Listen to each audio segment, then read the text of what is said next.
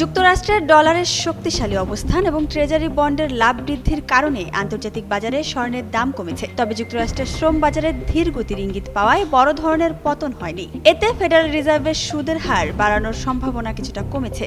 সোমবার স্পট গোল্ডের দাম 0.8% কমে প্রতি আউন্স $4,143.12 নেমে আসে। এর আগে দিনের শুরুতে 22 জুনের পর সর্বোচ্চ অবস্থানে পৌঁছেছিল মূল্যবানী ধাতুর দাম। এদিকে তেজাবি স্বর্ণের দাম কমে যাওয়ায় দেশের বাজারেও স্বর্ণের দাম কমিয়েছে বাংলাদেশ জুয়েলার্স অ্যাসোসিয়েশন বাজুস। ভরিতে এবার ৩,২৬৬ টাকা কমানো হয়েছে। এতে ভ্যাট সহ 22 ক্যারেটের 1 ভরি স্বর্ণের দাম 2,25,290 টাকা নির্ধারণ করেছে সংগঠনটি।